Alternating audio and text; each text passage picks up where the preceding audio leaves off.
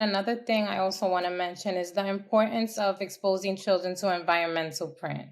When kids first learn to read, they're not looking at the words, they're just looking at pictures. So they know how to recognize Target, they know how to recognize McDonald's, they know how to recognize all the logos. So as you're walking down the street with your child, what do you notice on the bus? What are you reading? What are the different signs that your child can recognize on the street? So that's very important, and it continues to build that awareness and also love for reading as well.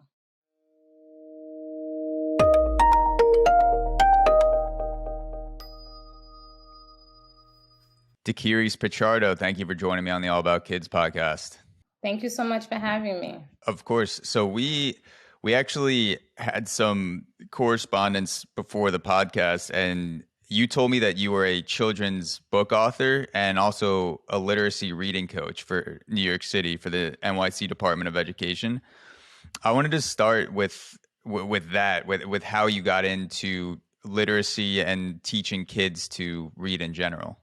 Okay, great. So I started my career in education over 10 years ago. First, I became a teacher. I started out in a middle school. But prior to that, my introduction to the world of education began when I was about 16, 17. And I was working as an after-school program at the time in Harlem. So I would be in charge of my grade. I would pick them up in the lunchroom. Then when we would get to the classroom, we had our own routine. It was time for homework, different activities. And I just really found the experience to be fun. I had fun being around the children, helping them with their homework. And I guess that's where my passion really started. And I guess also prior to that, I was also helping out different family members with homework. My little cousins used to come over. I would help them with their homework. So that's definitely what started me in the trajectory of education. So based on your experience, because this is something that comes up a lot if you're paying attention to the news around education or media, people say that kids are reading less and less because of all the options of entertainment. So people are becoming less literate. Have you seen that with your experience teaching kids how to read? Are kids becoming less able to read relatively advanced books or material because of all the entertainment options? I would absolutely have to agree with you. I taught kindergarten for 7 years, and literacy was my absolute favorite subject. I definitely have fun introducing children to the world of literacy, helping them read aloud, looking at the pictures, helping them know those foundational skills for reading. And I definitely have seen a decline in that over the years as, we have more and more outlets in social media, just different outlets, YouTube, and that's definitely catching their attention more. And I've also noticed even with the smaller, younger kids, a lot of them don't know how to turn pages in a book because they're so used to an iPad. So Really? yeah, They'll like see a page and they go, "What is this? Like what level of the video game is this page turn? I've never seen this before." they don't know how to hold the book. They don't know the parts of a book. So, they need more exposure to that as well. Oh my God. Like I could see myself if I was not born in 1993, if I was born 5 years ago, I could also see myself being in a situation like that where I see a book and I go, "What is this?" Because Absolutely. even if you do read, it's probably on a Kindle, on some sort of tablet. So even for people who read, books are becoming a thing of the past. I actually like books. I enjoy the feel of reading a book, but it's wild that there are kids that grow up now that you hand them a book and they're like, "What do I like? Do I eat this? Like, I'm not sure what you want me to do with this." They don't know the function of a book for the most part, but even for adults, specifically with me right now, I am definitely using Audible when I drive just so I could catch up on things and on my books. But I also do read a physical book. So whenever I have time, I carry my book with me. If I'm at an appointment, just waiting for something, I will pull my book out and read. I love books. Do you think that Audible could be a replacement for kids reading physical text, or is that not as good for comprehension and literacy? There are a lot of different companies or websites that do provide those different tools for kids in terms of just having listening to the book, turning the pages for them. And I think that's good, but they need real exposure to real books in order to actually need to hold them in front of them, turn page by page, point to each word, and learn the mechanics of reading in that way. So, what are some of the techniques that you use to teach kids how to read better? Because I don't remember anything about how I actually learned to read. You know, I have some vague memories of being in kindergarten, preschool, but I don't actually remember what teachers were telling me to do and things like that. So if you have a kid that is maybe a little bit behind where they should be and you need to teach them how to read better, what are some of the things or the exercises that you do with them? Well, it's funny that you mentioned that because last school year I was a literacy coach, but I also had to go back into the classroom due to the shortage of teachers. So this really gave me another chance to have a full class again.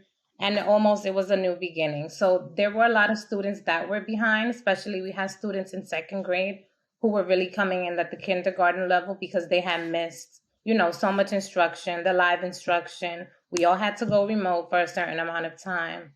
And while we did have to adjust to those things, some skills were also lost there for a lot of students.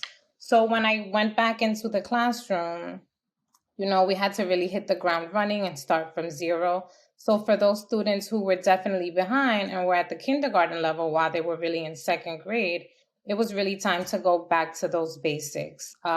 Just looking at the words, tapping them out, which is a skill that we use, tapping out each sound. For example, if the word is cat, the student would say k, a, t, and then blend the word together. So that's one skill, using the Foundation's curriculum. Another curriculum that I'm really a big fan of is Heggerty. So this teaches students the skill of phonemic awareness, which is really just learning how to manipulate sounds.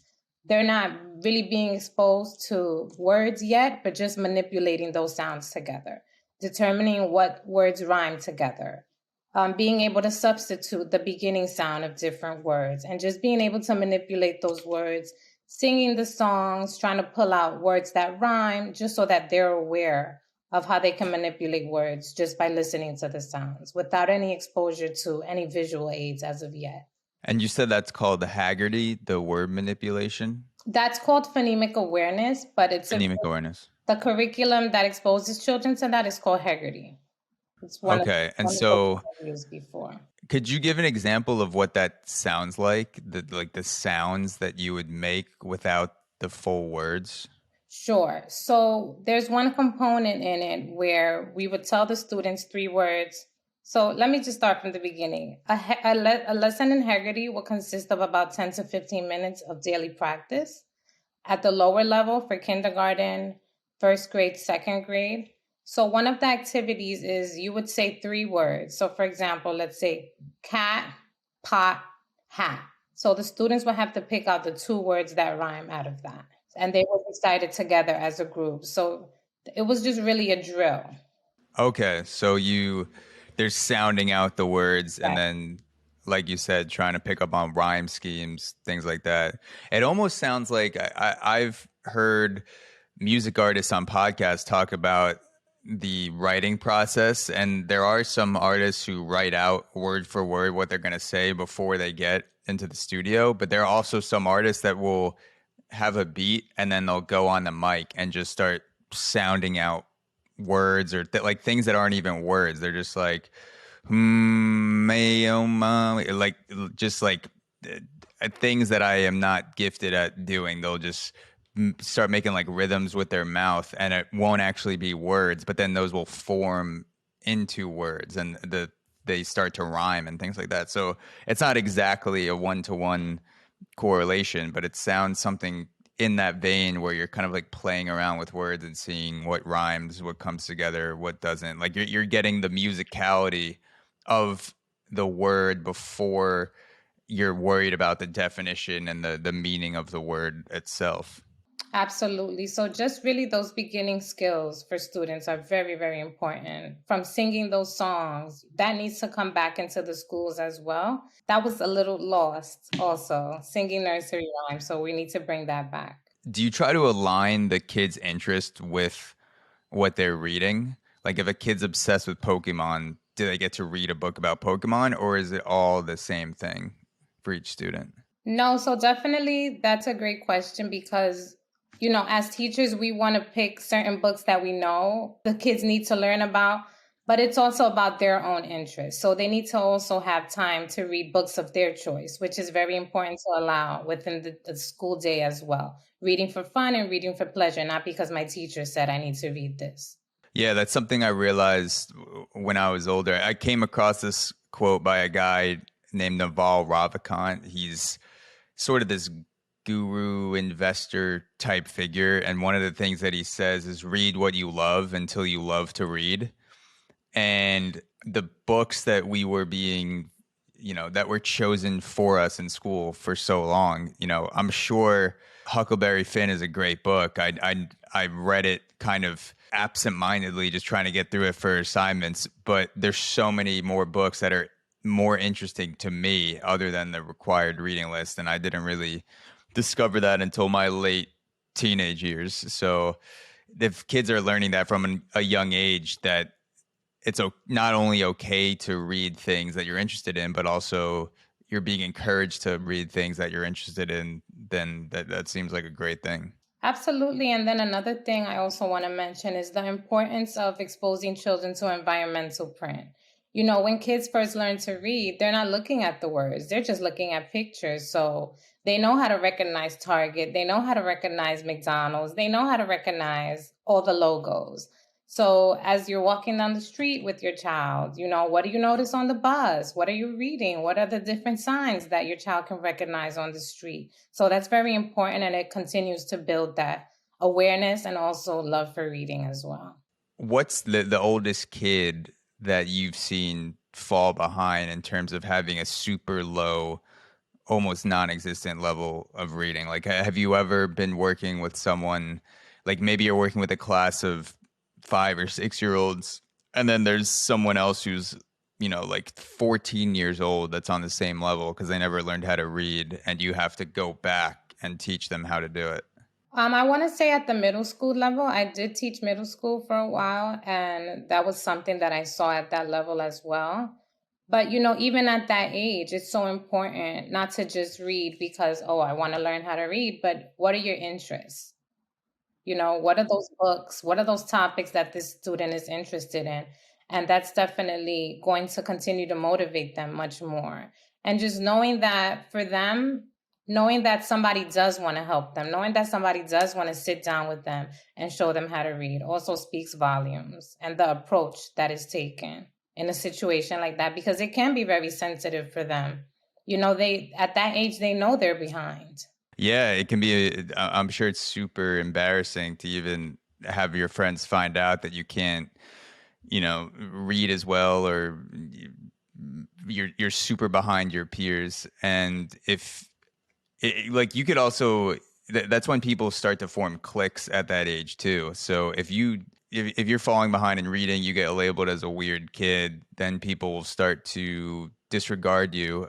But then on the other hand, when you're learning to read and you're being aligned with your interests, you could also use those interests to find friends that are also in those areas. So you start to, use reading to your advantage. If you have a friend that's super into Indiana Jones or something, and then you get Indiana Jones comic books, and then you guys talk about that, just as like one example. Then you form your own Raiders of the Lost Ark clique in middle school.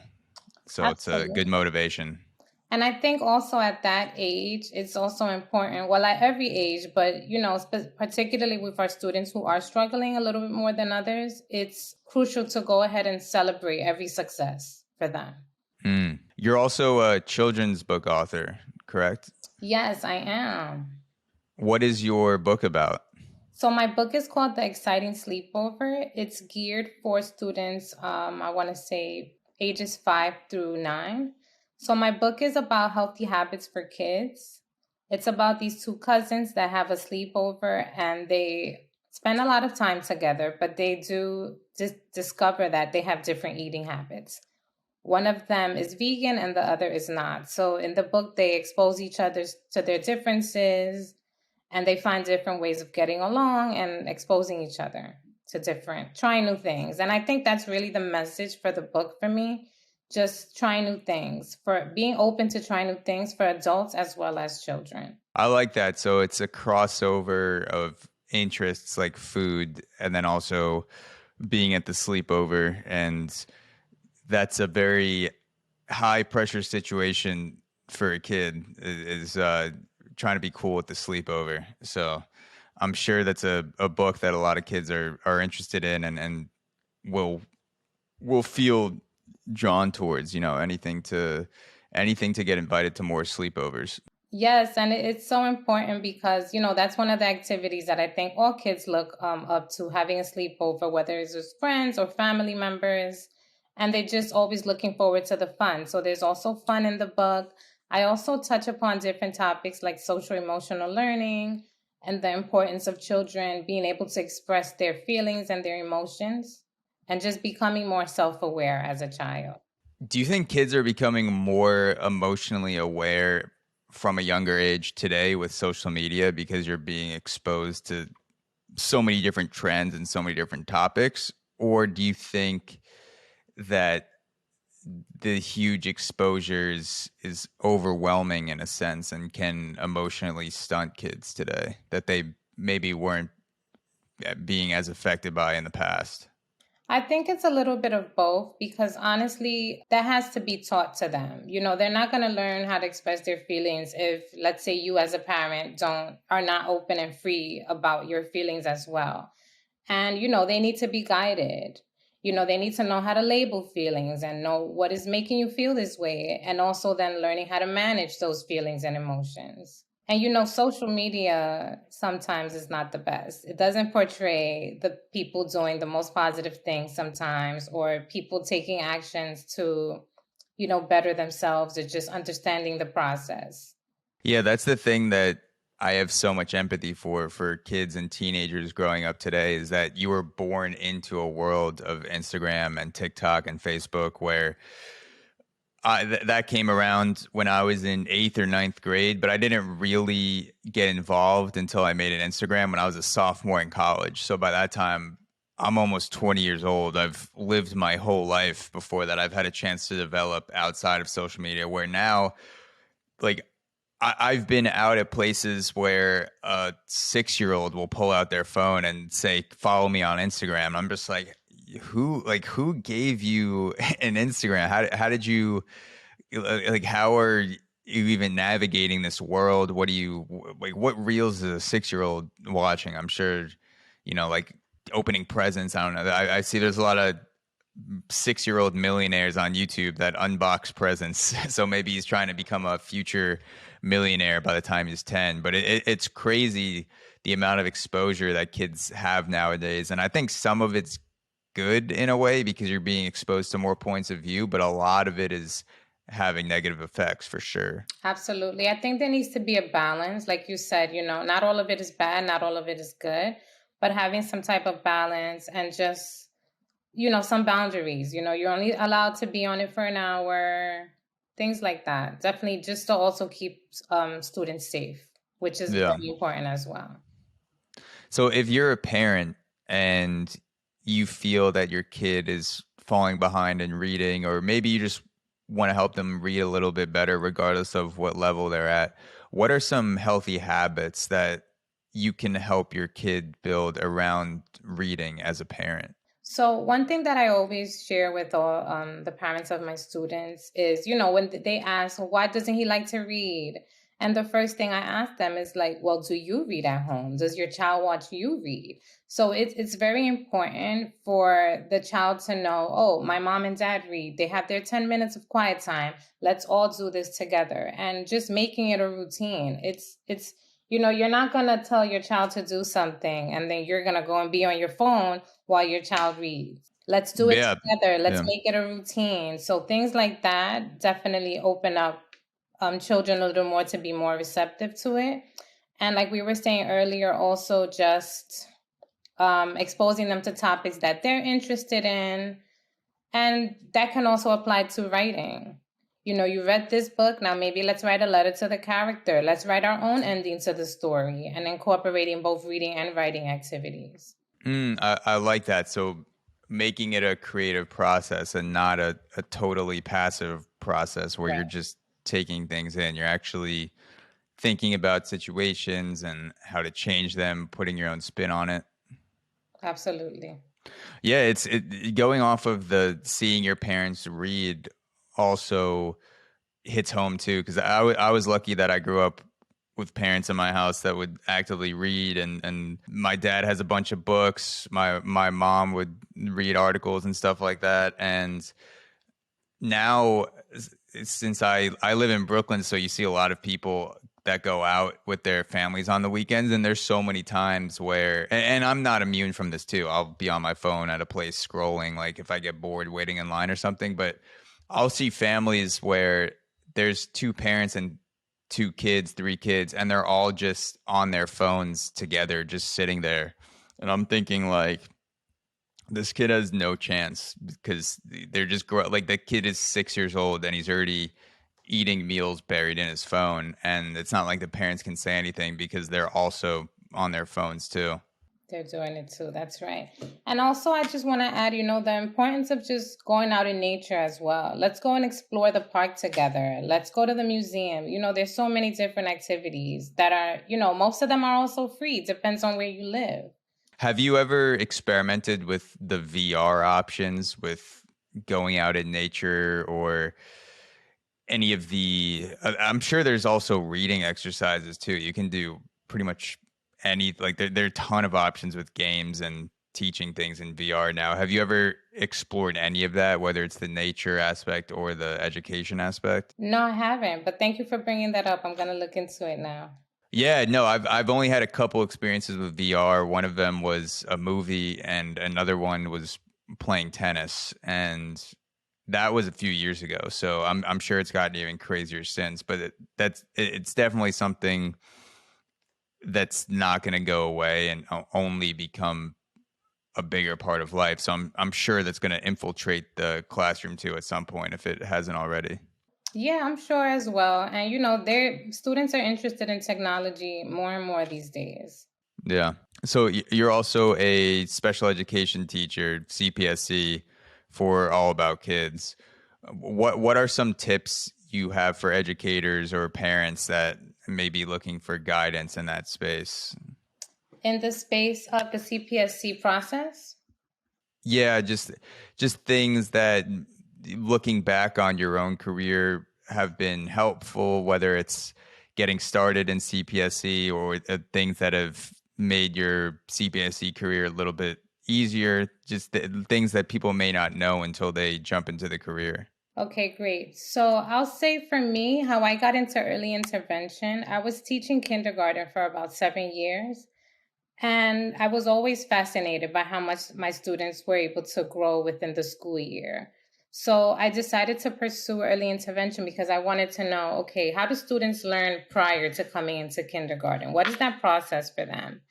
And then when I got into early intervention, I started working with different families, just sharing tips, going into their homes. And again, I started seeing growth in those my students as well.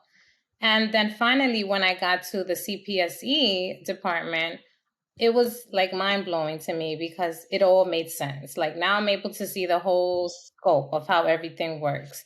So definitely what I always say to parents is you're your child's biggest advocate, and you are the one who knows your child more than your pediatrician. You know the child more than their teacher. So the parent, it's a parent-led process. So it's very important for parents to also know what are their rights, as well as knowing what is available for my child to get more support. So sometimes parents do feel helpless. I understand that everybody's situation is different. Every child's needs are different. And some parents just feel like they don't know what to do. But, I always reassure them and I tell them, you came to the right place and you're here now. And now we're going to find support for your child so your child can go ahead and improve and do better and continue to grow. Yeah, I'm not a parent yet, but I'm sure it's very overwhelming with all the options out there with education and what should I be doing with my kid.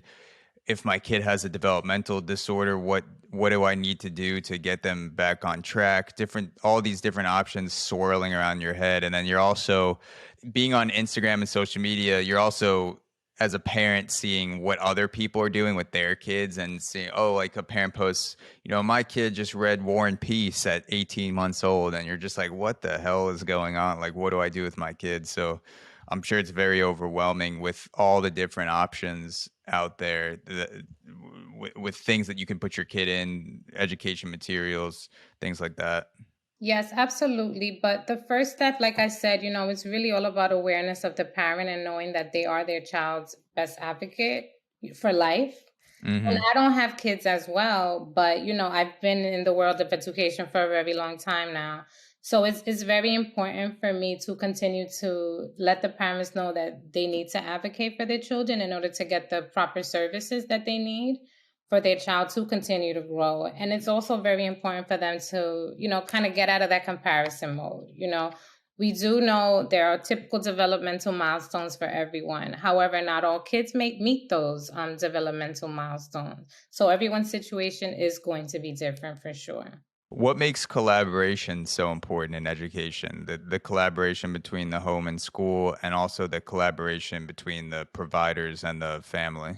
So this is definitely one of my, I guess, most passionate topics in the world of education for me. It's very important to collaborate because the child is in school a certain amount of hours a day, but guess what, then the child has to go back home. So it's important to go ahead and have that open relationship and open communication with the teacher, with the principals, with anybody in that school situation, just to know, okay, what should my child be doing at this age? How can I continue to implement that at home? Whether it's counting, if you don't have any manipulatives, hey, guess what? Let's count how many forks we have in our kitchen. You don't have to have specific objects, but the carryover certainly does matter. And also knowing that you're on board makes a big difference. The child knows that you as a parent and the teacher are both working together.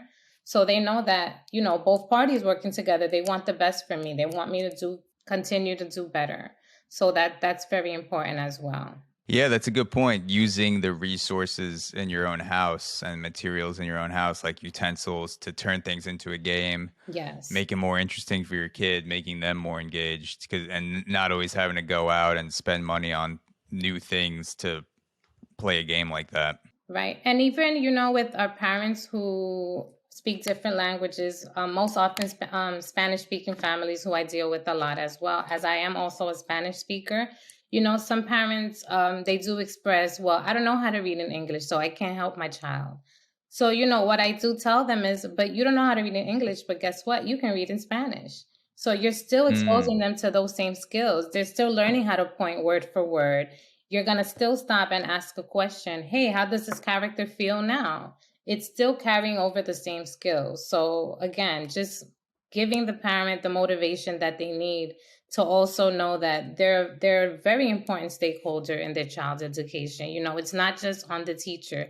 Even though you don't know the language that's being taught in school, you can still use your language to provide your child with those same skills that they need. Have you noticed any significant difference or any significant difference in the development or the intelligence of kids that learn two languages from a very young age? Because I've always been interested in that, especially now because I'm learning a little bit of Spanish, but I didn't actually start learning it until I think 14 or 15 years old. I took my first class in school and then got away from it, and then am now coming back to it. But when you're looking at kids who are learning two languages from 2 years old, do you notice any differences in their development as opposed to a kid who's just learning English or Spanish? That's a great question. And I always say that, a lot of parents also say, oh, I don't want my child to get confused between these two languages. And what I tell them is, they're not getting confused, but they're getting exposure to both. So that's the scope. That's how we should be looking at it. Not that they're going to get confused for any reason, but that they're being exposed to both. And yeah, I think that there are differences also. There are a lot of studies in that. The children tend to be more outgoing, more developed and things like that.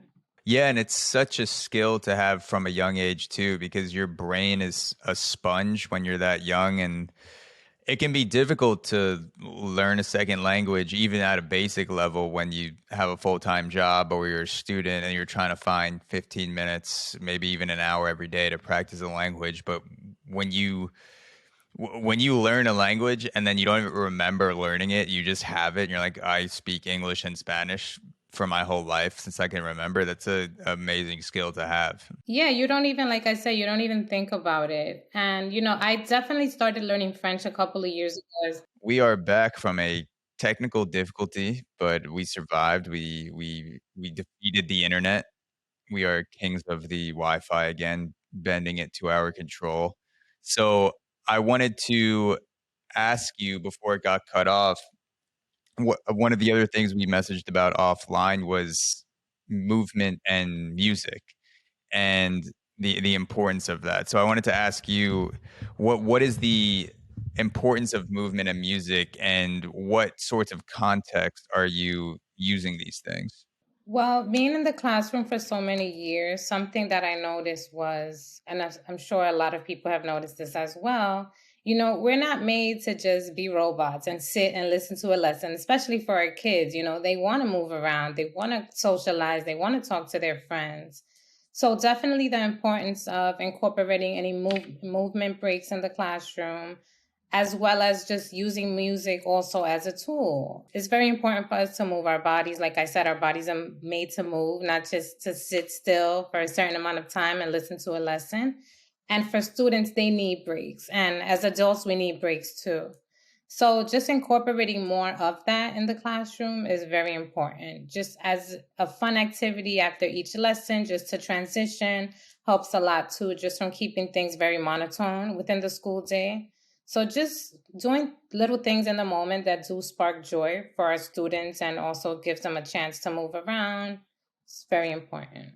Yeah, yeah, I couldn't agree more. I mean, I sitting for most of the day can make things seem bland or make you feel more tired than you actually are. So even as an adult, going for walks or doing midday stretches, just doing something to break up the day with movement or music helps a ton. So I'm sure it's also, it makes sense that you would also do that with kids too. Absolutely. And taking a walk as an adult does wonders. Oh my God, yeah.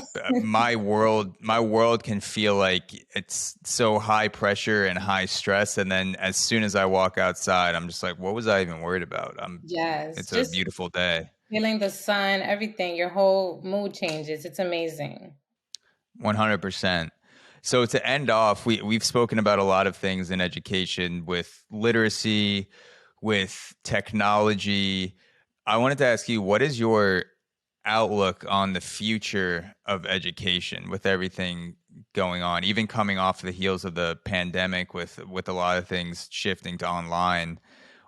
What's your outlook on the next 5 to 10 years of children's education? Are you optimistic that it'll continue to progress and get better? Do you see New York or and the United States in general becoming stunted in any way? What's your view on the next 5 to 10 years? I am very optimistic always, but I just think that the current state, there's a shortage of teachers everywhere, it seems like where did everybody go? Everybody left the profession. What's going on? But we need to bring that love back into teaching because we have to be here and stick around for our students. If you want them to, be the leaders of tomorrow and be the next generation that's better than the previous one. So, we're in a different state right now, but I'm very optimistic that things will change for the better, for sure. Yeah, yeah, me too. And thank you, Dikirys, for doing what you're doing, for being in the classroom, for teaching, for educating. Where can listeners follow you and keep up with the work that you're doing with your children's book, with things that you post that are related to education? Where can people keep up with that? Okay, so I'm on Instagram at D Pichardo Writes. So just the letter D as my initial and my last name Pichardo and the word writes. And that's on Instagram. I'm also on LinkedIn, Twitter, and I'm on Facebook as well. Okay, great. And I'll link that for you guys that are listening and watching to go check out in the description. And thank you again so much. This has been an absolute blast, and I know people will gain a ton of value from what you've said today. Thank you, Zach. I appreciate it.